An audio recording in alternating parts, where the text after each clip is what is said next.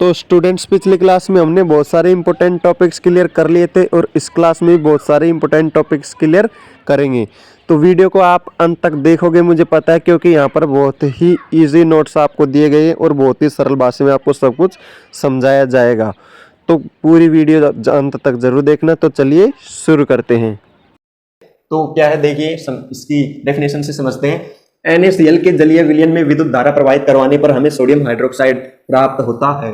ठीक है, NaCl इसका मतलब है जब नमक का NaCl नमक होता है, सब जानते हैं। NaCl के जलीय विलयन में जब विद्युत धारा प्रवाहित करवाएंगे तो हमें क्लोरीन गैस, हाइड्रोजन गैस और सोडियम हाइड्रोक्साइड प्राप्त होता है। ठीक है, समीकरण देख लेते हैं। NaCl के विलयन में जब NaCl है, NaCl के जलीय विलयन में, ये जल ले लिया, इसके विलयन में विद्युत धारा प्रवाहित करवाएंगे। ठीक है, विद्युत धारा, यहां से विद्युत धारा प्रवाहित कराई तो क्या बन गया, हमें NaOH sodium hydroxide, chlorine gas और हाइड्रोजन गैस प्राप्त हो गई। इस अभिक्रिया को क्या कहते हैं, इस अभिक्रिया को क्या कहते हैं, क्लोर क्षार अभिक्रिया, क्योंकि यहाँ पर क्लोरीन मिल रहा है और एक क्षारक मिल रहा है। NaOH क्षारक है, अब सब जानते हो, और ये जल में घुलनशील है। इसका मतलब मैंने पढ़ा था आपको, क्षार क्या होते हैं, जल में घुलनशील क्षारक को क्षार कहते हैं। ठीक है, ये NaOH जल में घुलनशील है इसलिए इसे क्षार भी कह सकते हैं। इसे क्लोरीन प्राप्त हुई इसलिए क्लोर, और क्षारक प्राप्त हुआ इसलिए क्षार, और अभिक्रिया हो रही है इसलिए क्लोर क्षार अभिक्रिया भी कहते हैं इसको। ठीक है, कभी कभी पूछा जाता है शॉर्ट आंसर में। ठीक है, और इसको चित्र के द्वारा जो ये गैसें हैं वो क्या काम आती है, ये क्या काम आता है, उसको आगे अगले पेज पर पढ़ते हैं। देखिए, हमने जो अभिक्रिया पढ़ी थी कि जो NaCl है उसके जलीय विलयन में विद्युत धारा प्रवाहित कराने पर हमें NaOH, Cl2 गैस और H2 गैस प्राप्त होती है। ठीक है, इन गैसों का काम क्या है, ये गैसें क्या काम आती है। ठीक है, ये होने के बाद में इनसे कौन कौन से रसायन बनाए जाते हैं। ठीक है, हम यही तो पढ़ रहे थे कि रसायन बनाए जाते हैं, लवण से रसायन बनाए जा सकते हैं, और NaOH लवण से कौन कौन से रसायन बनाए जा सकते हैं, और इनमें जो गैसें होती हैं, गैसें रिलीज होती हैं अभिक्रिया करवाने के बाद, जैसे Cl2, H2, इन गैसों का भी क्या उपयोग होता है वो देखते हैं। ठीक है, तो NaCl की क्रिया जल से कराने पर तीन चीजें हमें प्राप्त होती हैं। तीनों चीजों को पढ़ेंगे हम, तीनों चीजें क्या क्या काम में आती है। ठीक है, पहले हाइड्रोजन से शुरुआत करते हैं। ठीक है, जब NaCl के जलीय विलयन में हम करंट लगाएंगे, विद्युत धारा प्रवाहित कराएंगे, तो हमें कैथोड पर हाइड्रोजन गैस प्राप्त होगी और एनोड पर Cl2 गैस प्राप्त होगी। और जो कैथोड है, कैथोड के पास में हमें NaOH क्रिस्टल के रूप में प्राप्त होगा। ठीक है, कैथोड के पास। ठीक है, याद रखना और नोट्स बनाते जाना। ठीक है, तो H2 गैस, ठीक है, इससे क्या क्या बनाए जा सकते हैं। ठीक है, वो देखते हैं। H2 गैस ईंधन में काम आती है, जैसे कोई ईंधन बनाना है, ईंधन डायरेक्ट बन के नहीं आते, इन्हें फिल्टर किया जाता है, तो इन्हें फिल्टर करने में और वगैरह वगैरह में H2 गैस यूज आती है। मार्गरीन में वह खाद के लिए। ठीक है, मार्गरीन पदार्थ होता है एक जहरीला वो बनाने में, खाद के लिए, खाद बनाने में, जैसे कि हाइड्रोजन गैस, जैसे कि फसलों को अच्छी उपजाऊ बनाने के लिए, फसलों को अच्छी तरह से वृद्धि करने के लिए हाइड्रोजन गैस, हाइड्रोजन की भी आवश्यकता होती है। ठीक है, वो उसका हम खाद बनाते हैं। ठीक है, खाद बनाने के लिए, और अमोनिया बनाने में भी काम आती है। ठीक है, Cl2 गैस क्या काम आती है, क्लोरीन गैस। ठीक है, ये हाइड्रोजन गैस, क्लोरीन गैस, छोटी छोटी बातें हैं वो आप याद रख लेना। ठीक है, जल की स्वच्छता क्या काम आती है। ठीक, क्लोरीन है वो क्या काम आती है, ये जल की स्वच्छता को बनाए रखने के लिए काम आती है। ठीक है, कोई अशुद्ध जल है या फिर कोई जल है जिसको हमें साफ करना है, तो क्या करना पड़ेगा, उसमें क्लोरीन गैस प्रोवाइड करवाएंगे तो वो जल स्वच्छ हो जाएगा। ठीक है, आगे है स्विमिंग पूल में भी यूज किया जाता है इसका।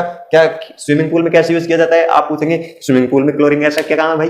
ठीक है, तो क्या काम है, देखिए स्विमिंग पूल में जल डाला जाता है। ठीक है, तो आपको पता है स्विमिंग पूल में एक साथ ही 2-3 टैंकर जल डाला जाता है, बहुत बड़ा होता है स्विमिंग पूल। तो क्या करें, जैसे कि एक दिन में पानी अशुद्ध हो गया या फिर किसी तरह से गंदा हो गया, तो इतना सारा पानी वेस्ट करेंगे। ठीक है, उसको निकालेंगे, फिर नया पानी डलवाएंगे, तो खर्चा भी बहुत होगा और जल भी वेस्ट होगा। इसलिए क्या करते हैं, उसमें से क्लोरीन गैस से उसको फिल्टर करते हैं। ठीक है, जैसे इस जल को स्वच्छ करेंगे वैसे भी इस जल को भी क्या करते थे, साफ कर देते हैं, इससे पानी फिर से स्वच्छ हो जाता है और उसी पानी को वापस उसमें डाल देते हैं। ठीक है, PVC पाइप बनाने में जो पाइप आते हैं PVC कंपनी के, ऐसे पानी को वहां से वहां पहुंचाने के लिए, ठीक है, जो प्लम्बरिंग की जाती है PVC पाइप, उन पाइपों को बनाने में भी क्या है, क्लोरीन गैस का उपयोग किया जाता है। रोगाणुनाशक बनाने में, जैसे कि कोई रोग लग जाता है पेड़ के, जैसे कि पेड़ की पत्तियों का पीला होना, उनके जो रोगाणुनाशक बनाने के लिए, उनके निवारण के लिए जो रोगाणुनाशक बनाए जाते हैं ना, उनमें भी क्लोरीन गैस का उपयोग किया जाता है। कीटनाशक बनाने में, जैसे किसी फसल पे कीड़े लग जाते हैं, कुछ लग जाते हैं, तो ऐसे कीड़ों को नष्ट करने के लिए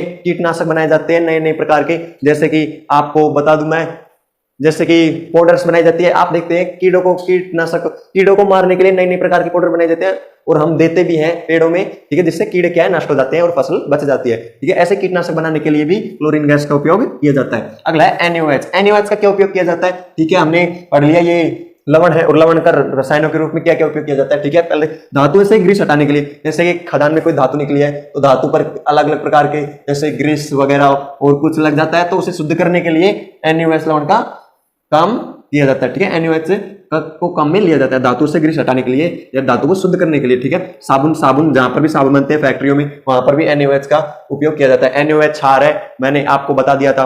और साबुन में क्या है, क्षारक है, तो साबुन क्षारक से क्षारक बनता है, ठीक है। तो आपको सब पता है, आप समझदार हो, खूब ब्रिलियंट आदमी हो, आप अच्छे खूब समझते हो मेरी भावना हो आप, ठीक है। जैसे क्षारक से ही साबुन बनाया जाता है। अपमार्जक क्या होते हैं, साबुन तो होता है जैसे कपड़े धोने का, अपमार्जक क्या होते हैं, आगे हमारे टॉपिक आएगा, खूब डिटेल में पढ़ेंगे, हर चीज को डिटेल में पढ़ेंगे, ठीक है। अपमार्जक क्या होते हैं, जैसे कि कपड़े धोने के लिए आता है साबुन से कपड़े धोते हैं। और अपमार्जक क्या होते हैं, जैसे कि सरफ आती है, घड़ी डिटर्जेंट पाउडर, ये अपमार्जक में आता है। जैसे साबुन है वो मीठे पानी में काम करते हैं, मीठे पानी में ही कपड़ों को अच्छी तरह साफ कर देते हैं। लेकिन अगर किसी के पानी खारा हो या कड़वा हो, किसी प्रकार का पानी हो, तो क्या करें, उसमें साबुन काम नहीं आता है, ठीक है। तो वहां पर क्या करते हैं, वहां पर नए नए प्रकार के अपमार्जक यूज किए जाते हैं, जैसे कि घड़ी डिटर्जेंट पाउडर और बहुत से अपमार्जक हैं, उनका यूज किया जाता है, उससे कपड़े साफ हो जाते हैं, ठीक है। अपमार्जक जहां पर भी बनाए जाते हैं वहां पर भी NaOH का उपयोग किया जाता है। कागज बनाने में कैसे, जैसे कि पेड़ों की छाल से कागज बनाए जाते हैं, ठीक है। तो कागज बनाएंगे तो पेड़ों की छाल तो आप जानते हैं पीली हो सकती है, काली हो सकती है, कैसे कैसे पेड़ों की छाल हो सकती है, तो ठीक है। कागज होते हैं बिल्कुल व्हाइट, तो ठीक है। क्या करते हैं, NaOH के विलयन में जब जो होगा, हम पेड़ों की छाल से जो छाल प्राप्त करेंगे उसको जब NaOH के विलयन से गुजारेंगे तो वो कलरलेस हो जाता है, व्हाइट हो जाता है बिल्कुल, ठीक है। और फिर उससे ही ये व्हाइट पेपर बनाए जाते हैं, ठीक है। वो पीले रंग की होती है। अगर आपने देखा होगा कई अच्छी क्वालिटी के पेपर नहीं आते हैं, कॉपियां नहीं आती है, वो करीब करीब पीले रंग की होती है, वो सस्ती भी आती है क्योंकि उनमें ज्यादा NaOH का प्रयोग नहीं किया जाता, ठीक है। और जो बढ़िया क्वालिटी के पेपर आते हैं, कागज आते हैं, उनमें NaOH का ज्यादा प्रयोग किया जाता है, इसलिए वो महंगे भी आते हैं, ठीक है। कागज बनाने, जहां पर भी कागज बनते हैं उन फैक्ट्रियों में भी NaOH का प्रयोग किया जाता है। कृत्रिम फाइबर बनाने में, फाइबर आप जानते हो सब, जैसे कि फाइबर में प्रकाश आर पार हो सकता है, ठीक है। जैसे कि फाइबर लगाते हैं, फाइबर तो आप सब जानते हैं, फाइबर लगाते हैं, तो फाइबर होते हैं उनको बनाने में आपने देखा होगा फाइबर भी थोड़े थोड़े पारदर्शी होते हैं, उनको पारदर्शी बनाने के लिए किसका उपयोग किया जाता है, वहां पर भी NaOH का उपयोग किया जाता है, क्षारक NaOH एक क्षार भी है और क्षारक भी है, ठीक है। क्योंकि ये जल में घुलनशील है इसलिए इसे क्षार भी कह सकते हैं, वैसे तो ये क्षारक है, ठीक है। इनके उपयोग ये है। और आगे हम अगला पढ़ते हैं, ठीक है, अगले पेज में अगला क्षारक। तो दोस्तों सेकंड है लवण हमारा विरंजक चूर्ण क्या होता है, ठीक है। देखते हैं विरंजक चूर्ण क्या होता है। बुझे हुए चूने पर Cl2 गैस की क्रिया करवाने पर विरंजक चूर्ण प्राप्त होता है। जैसे बुझा हुआ चूना है, उस पर अगर हम Cl2 गैस प्रवाहित करवाएंगे तो क्या बनेगा, CaCl2 प्लस H2O, तो हमें विरंजक चूर्ण प्राप्त होगा, ठीक है। विरंजक चूर्ण का सूत्र है CaO, और लगेगा यहाँ पे बीच में मिस हो गया, ठीक है, CaOCl2 प्लस H2O, ठीक है। CaOH2 ये क्या है, यहां पर बुझा हुआ चूना,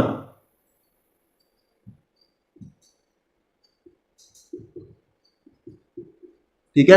इसकी क्रिया जब इस पर Cl2 गैस प्रवाहित करवाएंगे, इसकी क्रिया Cl2 गैस से करवाएंगे तो CaOCl2 प्लस H2 गैस बनेगी, ठीक है। अब ये जो विरंजक चूर्ण है इसका क्या काम है, ठीक है, हमने पढ़ लिया लवण है, लवण का रसायनों के रूप में उपयोग पढ़ लिया, विरंजक चूर्ण का उपयोग करते हैं रसायनों के बनाने में, ठीक है। तो क्या काम आएगा इससे बनाए हुए रसायन, क्या काम आएगा, क्या उपयोग होगा इससे बनाए हुए रसायन का, ठीक है, वो देखते हैं हम।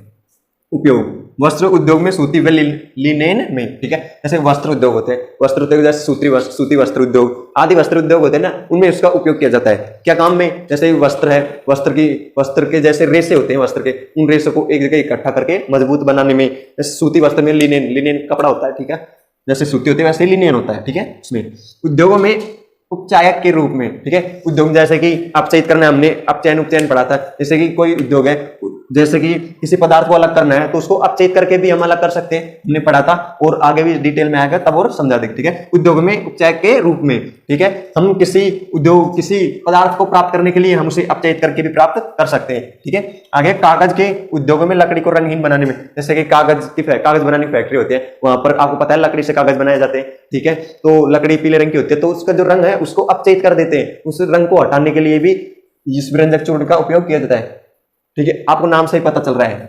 रंजक क्या होते हैं, जो रंग प्रदान करते हैं। तो विरंजक मतलब जो रंग को हटा देंगे, विरंजक चूर्ण जो रंग को हटाने के काम आते हैं, वो चूर्ण, नाम से पता लग रहा है, ठीक है। आप नाम देखते ही पहचान भी सकते हो। कागज के उद्योग में लकड़ी को रंगहीन बनाने में और जल को पीने योग्य बनाने में, ठीक है, यहाँ पर भी वो हटा रहा है, ठीक है। विरंजक मतलब हटा देगा कलर को, फिर अशुद्धियों को, सब कुछ को, जैसे कि ये हमें शुद्ध चीज प्राप्त करवाएगा, बस अशुद्ध चीज को वहां से हटा देगा। ठीक है, तो क्या होगा, ठीक है, जल को पीने योग्य बनाने में, जल को पीने योग्य बनाने में वीरजक चूर्ण का उपयोग किया जाता है। ठीक है, अब जल को पीने योग्य बनाने में कैसे किया जाता है? ठीक है, आप बोलोगे सर आप करते हो क्या? हमने तो किया ही नहीं, मैं भी नहीं करता हूं। तो कहां करते हैं इसका उपयोग? हमने तो देखा ही नहीं। ठीक है, तो मैं बताता हूं कहां करते हैं। जैसे कि हम आरओ का पानी पीते हैं, आरओ की फुल फॉर्म होती है रिवर्स ऑस्मोसिस। ठीक है, ये बेसिक चीजें हैं, साइंस वाले स्टूडेंट्स को ये याद होनी चाहिए। ठीक है, आरओ, आप बोलते हैं आरओ का पानी, आरओ का पानी, अगर आरओ का पानी कुछ फुल फॉर्म तो होगी, तो उसके रिवर्स यानी पीछे, ऑस्मोसिस यानी फिल्टर हो जाता है, पीछे होके उसकी मतलब पीछे होके उसकी क्रिया करा के उसको फिल्टर कर देते हैं, उसमें जो अशुद्धि होती है वो भी नष्ट हो जाती है। ठीक है, अब बोलोगे सर आप आरओ का पानी पीते हो क्या ये सही होता है, सही नहीं होता है, क्या करें, हम पिए कि नहीं पिए? ठीक है, तो एक हद तक ये सही भी है और एक हद तक गलत भी है, क्योंकि अब कैसे है, ठीक है, इसको बताते हैं डिटेल में।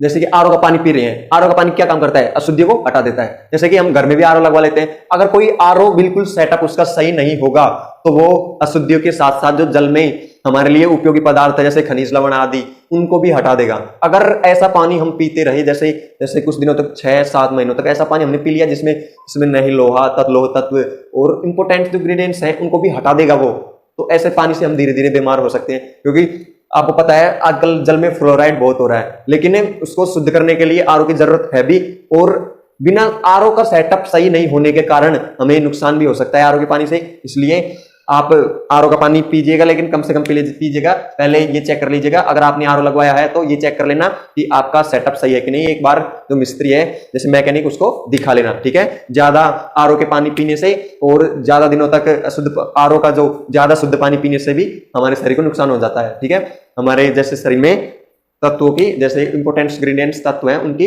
कमी हो जाती है, जिससे हम बीमार भी हो सकते हैं। ठीक है, तो आरओ का पानी कुछ हद तक सही भी रहता है, कुछ हद तक गलत भी रहता है, जैसे जल को पीने योग्य बनाने में। ठीक है, जैसे आरओ की बड़ी बड़ी कंपनी होती है, आरओ का पानी आता है, उनमें इसका उपयोग किया जाता है, किसका? वीरजक चूर्ण का। ठीक है, तीसरा पढ़ते हैं हम। ठीक है, नोट्स बना लीजिएगा, पीडीएफ तो मैं डाल दूंगा, लेकिन आप अपने हाथ से जो नोट्स लिखेंगे ना, तो अपने हाथ से लिखे हुए नोट्सों की तो एक अलग ही पहचान होती है, आप सब जानते हैं। अगर मैं चलो आपको मैं पीडीएफ दे दूंगा, ठीक है, तो आप क्या करोगे? कुछ पढ़ोगे, कुछ नहीं पढ़ोगे, और ठीक है, और अगर आप एक वीडियो को पॉज करके बीच में लिखते जाओगे तो लिखोगे तो आपकी प्रैक्टिस भी हो जाएगी, आपको लिखना भी हो जाएगा आपका, और आपको याद भी रहेगा। एग्जाम में जैसे ही आएगा उपयोग तो आपको याद भी आ सकता है इससे।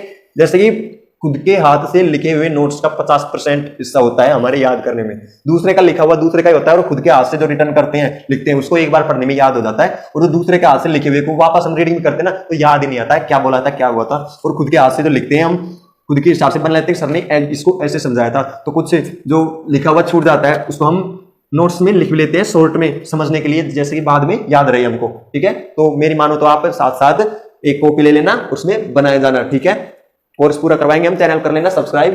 ठीक है, बेल आइकन को प्रेस कर देना, वीडियो को लाइक कर देना, और कुछ समस्या है तो कमेंट करके बोल देना बच्चों। तीसरा हमारा बेकिंग सोडा या फिर खाने का सोडा, इसका सूत्र होता है NaHCO3। ठीक है, अब आप नाम देख के सोचेंगे खाने का सोडा, अब ये खाने का है क्या? बिल्कुल सही सोच रहे हैं आप गलत सोच ही नहीं सकते।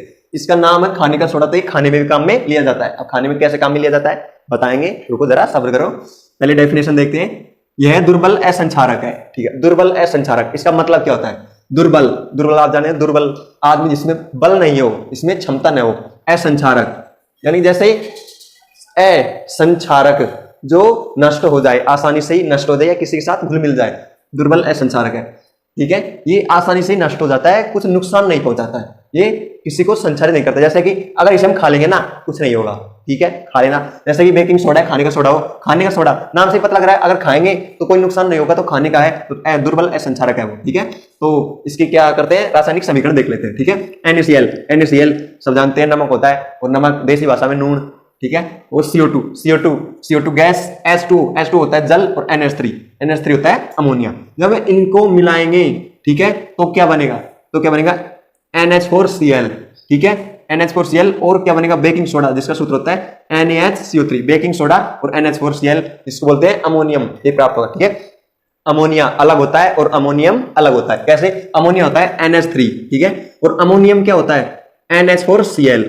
ठीक है, याद रखना, अमोनिया और अमोनियम अलग होता है। ठीक है, और जैसे कि ये बन गया हमें, जैसे NaHCO3, ये बेकिंग सोडा प्राप्त हो गया। ठीक है, तो क्या होता है, बेकिंग सोडा को हम खाने में डालते हैं। ठीक है, जैसे कि बाटी बनाते हैं हम, या फिर जैसे कि सबसे अच्छा उदाहरण ब्रेड बनाने में बेकिंग सोडा का उपयोग किया जाता है। बेकिंग सोडा क्या काम करता है ब्रेड में? जैसे ब्रेड आप जानते हो ब्रेड फूली हुई आती है, तो बेकिंग सोडा क्या काम करता है? उसको फुलाने का काम करता है। ठीक है, जैसे ब्रेड में बेकिंग सोडा डालेंगे तो ब्रेड फूल जाती है। ठीक है, तो उसको बेकिंग सोडा डालेंगे तो डालने के बाद क्या करते हैं? उसे तेल में उतारते हैं, गर्म करते हैं। ठीक है, तो गर्म होगी उसकी अभिक्रिया को भी हम देख लेते हैं। ठीक है, खाना पकाते समय गर्म करने पर जैसे कि बाटियों में डलता है, बाटी फूल जाती है थोड़ी, तो बाटी में डलता है, तो बाटी को जब हम सेकते हैं तो बेकिंग सोडा भी साथ साथ सेकता है या गर्म होता है खाना पकाते समय गर्म होने पर। तो गर्म होने के पर जो अभिक्रिया होगी उसकी अलग और अभिक्रिया होगी, उसको देखते हैं। ठीक है, जैसे NaCO3 ये है बेकिंग सोडा। अब इसमें ऊष्मा गर्म करते हैं तो क्या करते हैं? ऊष्मा उसको देते ही है। ठीक है, ऊष्मा देंगे तो किसमें परिवर्तित हो जाएगा? Na2CO3 और उसमें से H2O गैस। ठीक है, गैस क्यों बोल रहा हूं मैं H2O? ठीक है, आप सोच रहे हो गलत बोल रहा हूं, मैं बिल्कुल सही बोल रहा हूं। ठीक है, H2O उसमें जल कुछ मात्रा में होगा, वो थोड़ा बहुत गीला रहता है ना, तो उसमें कुछ मात्रा में जल होगा। फिर हम देखते हैं जैसे बाटियों को उसमें डाल देते हैं तो पहले तो थोड़ी गीली होती है और फिर हम सेक के निकालते हैं तब वो गीली नहीं होती। क्यों नहीं होती? यो नहीं होती, देखो प्लस CO2। ठीक है, यहां पर तीर का निशान ऊपर की तरफ जा रहा है। ठीक है, ये मैंने गलत नहीं लगाया, ये सही लगाया है बिल्कुल। और यहां पर मैं ये भी लिख सकता हूं, ये जी का मतलब होता है गैस, और गैस H2 आप जानते हो लिक्विड है, लेकिन मैं यहां पे लिख रहा हूं जी, वो लिख रहा हूं मैं बिल्कुल सही। क्यों? अब देखो पहले भी आया था और ऐसा ही आया था और मैंने आपको समझाया भी था। ठीक है, जिन्होंने देखा था वो कमेंट में बता दो, और जिन्होंने नहीं पढ़ा नए हो उनको मैं फिर से बता रहा हूं। ठीक है, H2O अब इसमें जल होगा तो जल कैसे निकल पाएगा? इसमें से जल ऊष्मा के रूप में निकलेगा। यहां पर जल ऊष्मा के रूप में, जैसे वाष्प के रूप में। जल आप जानते हो एक तो लिक्विड के रूप में होता है और एक खाना पकाते समय वाष्प के रूप में भी जल बाहर निकलता है, ऊपर की तरफ जाता है। वाष्प क्या होती है? वाष्प गैस होती है, इसलिए मैंने यहाँ पर गैस लिखा है, और CO2 गैस बनती है। ठीक है, अब इसके उपयोग देख लेते हैं। बेकिंग सोडा का किस किस में उपयोग किया जाता है? खाने में उपयोग किया जाता है, सबको पता है, मैंने लिख दिया, आपको बता दिया। और क्या क्या उपयोग किया जाता है? ठीक है, देखते हैं। बेकिंग पाउडर के निर्माण में बेकिंग पाउडर, एक होता है बेकिंग सोडा और एक होता है बेकिंग पाउडर। ठीक है, तो अब देखेंगे बेकिंग सोडा तो देख लिया क्या होता है। अब बेकिंग पाउडर क्या होता है? बेकिंग से समझ में आ गया होगा, बनता तो बेकिंग सोडा से है बेकिंग पाउडर, लेकिन कैसे बनता है वो देख लेते हैं। सब लिखा है मैंने, ठीक है, घबराने की जरूरत नहीं है, सब मिलेगा आपको यहाँ पे। ठीक है, देखें बेकिंग सोडा क्या होता है। बेकिंग सोडा होता है जब नहीं, बेकिंग पाउडर क्या होता है? बेकिंग पाउडर क्या होता है? जब बेकिंग सोडा में टार्टरिक अम्ल मिला देंगे तो वो क्या बन जाएगा? बेकिंग पाउडर बन जाएगा। अब टार्टरिक अम्ल कहां से लाए? आप जानते हो इमली तो जानते हो सब। इमली में कौन सा अम्ल होता है? टार्टरिक अम्ल होता है इमली में। जैसे हम बेकिंग पाउडर को और इमली क्रिया करवाएंगे तो हमें बेकिंग पाउडर भी मिल जाएगा। ठीक है, जैसे कि हम बेकिंग पाउडर बनाना है तो हम बेकिंग सोडा और टार्टरिक अम्ल को मिला देंगे तो हमें बेकिंग पाउडर मिल जाएगा। और हमें बेकिंग सोडा बनाना है तो क्या करेंगे? बेकिंग पाउडर में से टार्टरिक अम्ल को हटा देंगे तो हमें बेकिंग सोडा मिल जाएगा। दोनों प्रकार की क्रियाएं हो सकती है इसमें, जैसे कि हमें बेकिंग सोडा से बेकिंग पाउडर से बेकिंग सोडा मिल सकता है, और बेकिंग सोडा में जब टार्टरिक अम्ल ऐड कर देंगे तो बेकिंग पाउडर मिल जाएगा। अगला देखते हैं क्या है। अगला है अग्निशामक के रूप में। अग्निशामक, अग्नि आग, शामक बुझाना। ठीक है, आग बुझाने के काम में भी लिया जाता है। ठीक है, जैसे कि पेट्रोल पंप होता है, वहां पर आग लग जाए, पेट्रोल आप जानते हो ज्वलनशील द्रव्य है। ठीक है, तो उसमें आग लग जाए तो आग लग जाने से बचाने के लिए, गलती से आग लग जाए तो उससे बचाने के लिए छोटे छोटे टैंक होते हैं लाल रंग के, आपने देखे होंगे, सब देखा है आपने, जानबूझ के अंदर मत सब देखा आपने। ठीक है, तो उसमें व्हाइट से जब आग लग जाती है तो उसको खोल के और वो व्हाइट से गैस निकलती है। वो गैस उसमें क्या होता है? बेकिंग सोडा भी मिला हुआ होता है। और बेकिंग सोडा क्या होता है? अज्वलनशील पदार्थ है बेकिंग सोडा। ठीक है, अगर ज्वलनशील पदार्थ होगा तो खाना बनाएंगे तो खाने में ही आग लग जाएगी, तो बेकिंग सोडा अज्वलनशील पदार्थ है। ठीक है, इसलिए इसका उपयोग अग्निशामक के या आग बुझाने के जैसे काम में भी लिया जाता है। एक और उपयोग इसका देखते हैं। इसका उपयोग एंटासिड के रूप में किया जाता है। अब एंटासिड क्या है? ठीक है, अब मैंने आपको पहले बताया था कि अम्ल प्लस क्षार बराबर लवण प्लस जल। ठीक है, अम्ल और क्षार के मिलने से लवण बनता है। ठीक है, जैसे कि हमारे पेट में जब हम खाना खाते हैं तो खाना खाने के बाद पेट में कभी कभी दर्द होता है। क्यों होता है वो? ठीक है, पेट में क्या है? अम्लता बढ़ जाती है। पेट में अम्लता बढ़ने से पेट में दर्द होने लग जाता है। अब क्या करें हम जिससे वो दर्द मिट जाए? मैंने पहले बता दिया आपको क्या होता है क्या नहीं होता है। ठीक है, लेकिन फिर से बता देता हूं आपको, नए जुड़े होंगे उनको। ठीक है, क्या होता है उसमें? क्या होता है? हमारे पेट में दर्द होता है तो दर्द के कारण दर्द क्यों होता है? पेट में अम्लता बढ़ जाती है। अब उस अम्लता को दूर करने के लिए हमें क्षारक लेना पड़ेगा। और ठीक है, और ये क्या है? एक दुर्बल क्षारक है, जो हम खा लेंगे तो कोई नुकसान तो होगा नहीं। ठीक है, अब क्षारक के रूप में हम कैसे खाएं? जैसे बेकिंग सोडा है, इसको डायरेक्ट खा जाए क्या? ऐसे नहीं खाना है। ठीक है, क्या करना है? जैसे कि क्या आता है? जैसे बेकिंग सोडा है, बेकिंग सोडा किस में आता है? ठीक है, इसका उपयोग एंटासिड के रूप में किया जाता है। एंटासिड का मतलब है एंट का मतलब है नष्ट करना। एसिड होता है अम्ल। ठीक है, जानते हो, एक एक चीज का संधि विच्छेद करके देखेंगे ना तो हर चीज में छिपा हुआ होता है कि मैं क्या हूं।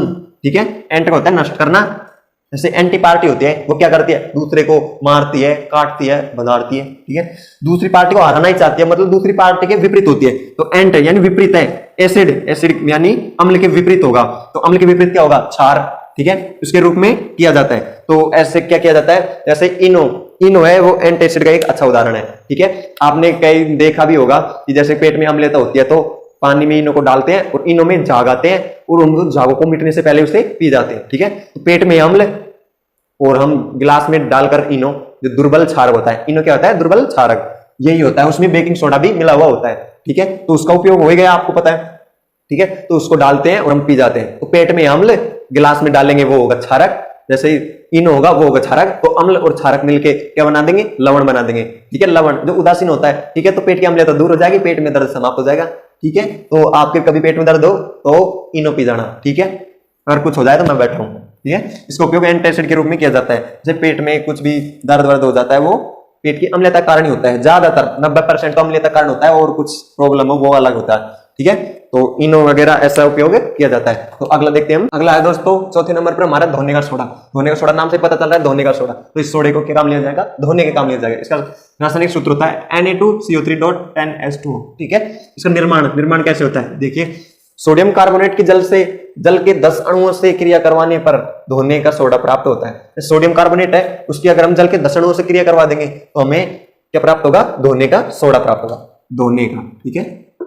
देखिए ये हमारा सोडियम कार्बोनेट Na2CO3, इसकी क्रिया करवा रहे हैं हम जल के 10 अणुओं से, ठीक है। तो क्या बनेगा, सोडियम कार्बोनेट की जल के 10 अणुओं से अभिक्रिया करवाई तो ये बन गया हमारा धोने का सोडा, ठीक है। धोने का सोडा बन गया है। अब इस धोने के सोडे के उपयोग क्या क्या है, ठीक है। जैसे कांच, साबुन, कागज उद्योगों में, जैसे कि कांच है, साबुन है और कागज के जो उद्योग है उसमें उनकी धुलाई करने के लिए, उसको साफ निकालने के लिए धोने का सोडा का प्रयोग किया जाता है, ठीक है। धोकर इसको साफ निकाल देते हैं, ठीक है। घरों में सफाई में, ठीक है, घरों में जैसे कुछ गंदगी हो जाती है, जैसे दीवार खराब हो जाती है, कुछ जिद्दी मैल होते हैं, उनको उनकी सफाई कर दी जाती है, ठीक है। इससे क्या है, कपड़े कुछ जिद्दी दाग हो जाते हैं कपड़ों में, तो उनको भी उससे साफ किया जाता है, ठीक है। जल की कठोरता को स्थायी रूप से दूर करने में, ठीक है। जैसे कठोर का मतलब होता है कठोर, जो हमसे न टूटे। तो इसमें ये मतलब नहीं है कि जल कठोर, जैसे कि ऐसा जल जो हमसे नहीं टूट रहा है वो कठोर जल है, उसको ये क्या होता है, स्थायी रूप से दूर कर देता है, कठोर जल को हटा देता है। कठोर का मतलब होता है खारा जल या फिर ऐसा जल जिसमें कपड़े सही तरह से साफ नहीं होते हैं, ठीक है। तो इसको अगर हम डालेंगे जल में तो कठोरता दूर हो जाएगी, और कठोरता दूर हो जाएगी जल की, तो उस जो साबुन है उससे कपड़े आराम से साफ निकल सकते हैं, इसलिए इसे कहते हैं धोने का सोडा। इसलिए जल की कठोरता को ना स्थायी रूप से दूर कर देता है। जैसे कि एक बार जल में डाला तो जल की कठोरता है, या फिर जो जल में खारा जल है वो खारापन वगैरह दूर हो जाते हैं इससे। इसको इसलिए काम में प्रकार का हमारा प्लास्टर ऑफ पेरिस, पीओपी, इसका सूत्र होता है रासायनिक सूत्र CaSO4.12H2O, ठीक है। तो ये कैसे बनता है, ठीक है। जिप्सम को 373 केल्विन ताप पर गर्म करने पर जल के अणु त्याग देता है, ठीक है। जिप्सम को जब हम 373 केल्विन पर गर्म करेंगे तो जिप्सम जल के अणु त्याग देता है, तो क्या बनाते हैं, कैल्शियम सल्फेट अर्ध हाइड्रेट, जिसका सूत्र होता है यही होता है, कैल्शियम सल्फेट अर्ध मतलब आधा, हाइड्रेट यानी जल, ठीक है। ये बनाता है, इसे पीओपी कहते हैं। और जो पीओपी है वो सफेद रंग का होता है, ठीक है, बता दूं मैं आपको। और जो पीओपी है उसका जो चूर्ण है, सफेद चूर्ण, उसको अगर हम जल में डालेंगे तो क्या होगा, अगर पीओपी के चूर्ण को, सफेद चूर्ण को जल में डालेंगे तो वो फिर से जिप्सम बन जाएगा, ठीक है। तो इसकी अभिक्रिया देख लेते हैं। CaSO4.2H2, ये है जिप्सम, CaSO4.2H2O, इसको अगर हम ऊष्मा देंगे, ठीक है, तो क्या होगा, इसमें से CaSO4 अलग हो जाएगा और यहां पर आधा H2 बचेगा, CaSO4 हाफ H2O, ये होता है पीओपी, ठीक है। और फिर 2 जल के अणु थे ना यहाँ पर, तो आधा ही रह गया, तो क्या बचा, 1.5 जल के अणु बच गए, ठीक है। तो इसको उपयोग कहां किया जाता है, पीओपी को उपयोग कहां किया जाता है, देखिए, टूटी हुई हड्डियों को सही जगह पर रखने में, ठीक है। किसी का हाथ टूट गया, पैर टूट गया, तो आपने देखा होगा बहुत से यहाँ पर हाथ पे प्लास्टर बंधवा के आते हैं और ऐसे ही रखते हैं हाथ को, तो हड्डियां टूट जाती है ना। तो पीओपी क्या है, जल के साथ थोड़ा सा जल में मिलाएंगे ना, तो गीला करके लगाते हैं तो बहुत सूखने के बाद कठोर हो जाता है, बहुत कठोर हो जाता है।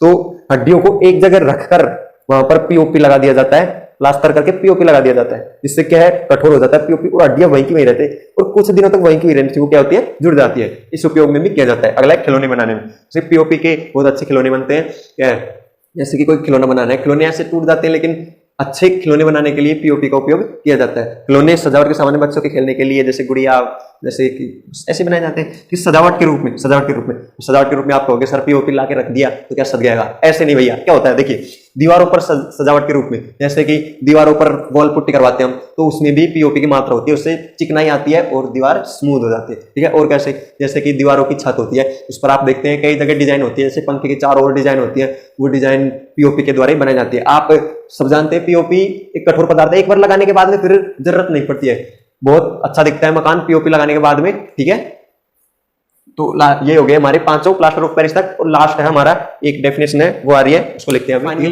दोस्तों हम इस पार्ट अम्ल क्षार एवं लवण इस पार्ट के आखिरी टॉपिक पर पहुंच गए, और आखिरी टॉपिक को भी जल्दी से खत्म कर लेते हैं। ठीक है, आखिरी टॉपिक हमारा क्रिस्टलन का जल। ठीक है, इसकी डेफिनेशन देखते हैं क्या होता है क्रिस्टलन का जल, बहुत ही इजी टॉपिक है। ठीक है, ऐसे चुटकियों में अभी देखो कैसे हल होता है। किसी लवण के सूत्र में जल के निश्चित अणुओं की संख्या पर क्रिस्टलन का जल कहते हैं। ठीक है, रटना नहीं है, हमें बिल्कुल समझना है। ठीक है, अच्छे प्रकार से समझेंगे, सालों साल चलेगा, और रटेंगे तो 5 दिन में ही वापस भूल जाएगा। ठीक है, तो क्या होता है देखिए, कोई रासायनिक सूत्र है, जैसे कि ये रासायनिक सूत्र है, ये क्या है, जिप्सम का रासायनिक सूत्र है।